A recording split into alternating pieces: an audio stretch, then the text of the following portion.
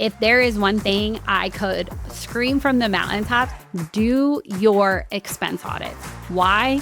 Because that is the money that is secretly, quietly coming out of your business and you have no idea.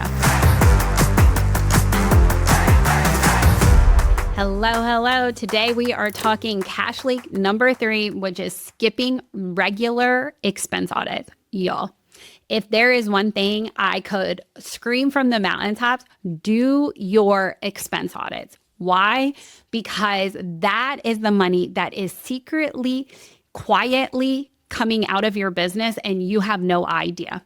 Why? Because you hire the bookkeeper who codes it for you, who sends you the report at the end of the day, but then you never actually look at where the money is going. You just know how much you're paying in each of those categories.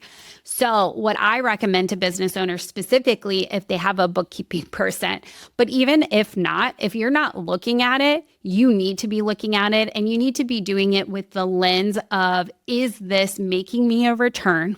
Is this meeting a need?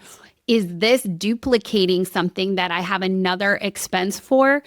Or looking at it from the lens of like, hey, this is an expense that generates the business to continue to go and run all the time. And so I think the craziest part to me is how much resistance I get from business owners when we do cash flow assessments together, when I ask them to go review their expenses. One, because it's usually a lot. And 2, they feel like they have to justify it. When I encourage a business owner to do an expense audit, I'm not asking why you're spending the money for that. I'm not making you justify it to me.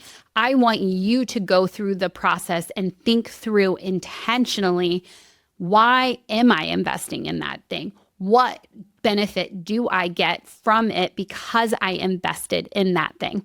So oftentimes there are silent cash leaks, such as software subscriptions. That is probably the most common one I see business owners leaking cash out of, because they signed up for a free trial and then they forgot about it and they've been paying on it for 3 years.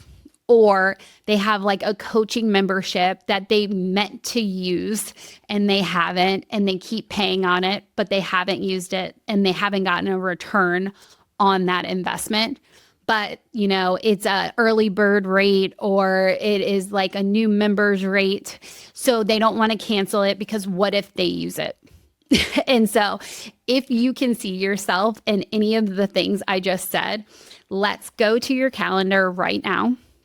Let's put a date on the calendar for you and your expenses.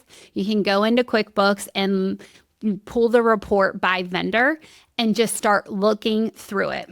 You don't have to justify it unless you are finding yourself justifying it and you know it's something you need to cancel.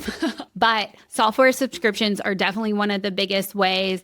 Coaching memberships are all these like communities people join. That's another place I see things leaking. The other will be like office expenses or office supplies, and it's Amazon. And it's so much Amazon, you don't even know what you're paying for in those things. Those are the ones I have my clients like pay attention to say, hey, is there a better way? So I've worked with a ton of hair salons, and what I will notice is if they don't do proper inventory, they then have to go on the fly to the beauty store. Well, they pay more at the beauty store than if they order online, oftentimes, or they have to do a quick order of foils, so they get it off Amazon. So they're doing all these like onesie, twosie transactions, which in those transactions, not a big deal. But if you're not doing proper inventory and you still need to go through and make these emergency purchases, there are oftentimes you're paying more, or especially with hair salons too, oftentimes with their product, they have a required minimum they have to hit, and they could tuck those in that required minimum, but instead they're paying double, right? Because they hit their required minimum that they have to hit. And then they're paying for these things on Amazon.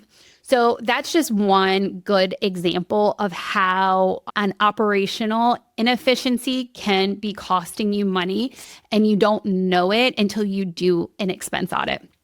The other thing too is when you are looking through your expenses, you just naturally do better when you have awareness over it. So I also live in the personal finance world. I help people build budgets and I help them cut back on their spending and think of really practical ways of doing that. And so this still applies in businesses, but when you do this expense audit, just pay attention, be aware, have it on the calendar, because you naturally do better when you are aware of what you're doing. I'm going to say that again.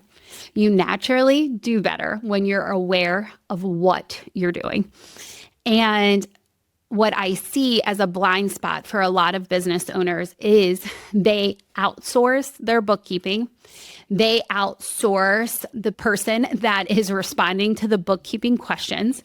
So then they're never actually in the intimate details of what is going out of the business.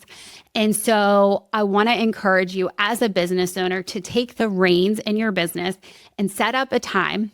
I like to encourage business owners to do this quarterly. Now, if that's not realistic, you should at minimum do it once a year, but ideally twice a year if you can't hit that quarterly threshold. Because honestly, these things add up and they add up quick. And this is one way that you can create margin simply by canceling something. You don't have to sell more. You don't have to do more. You just have to get rid of something. And so this is a great way to recoup some cash in your business. So I hope that helps. One takeaway from this is I hope you go and you download that credit card statement and you get out your highlighters, you get your pen, and you just start marking through things, and then set a date on your calendar where you call to cancel, or you sit down when you're doing it and cancel on time. I just recently switched a credit card and I went to update all my recurring transactions. And it literally took me 2 hours just to sit there and take care of everything. And that's not that bad. So even if you did that in 5, 10, 15-minute increments, it's going to make a huge difference. So I hope that helps. And I hope that encourages you to go and do the thing today.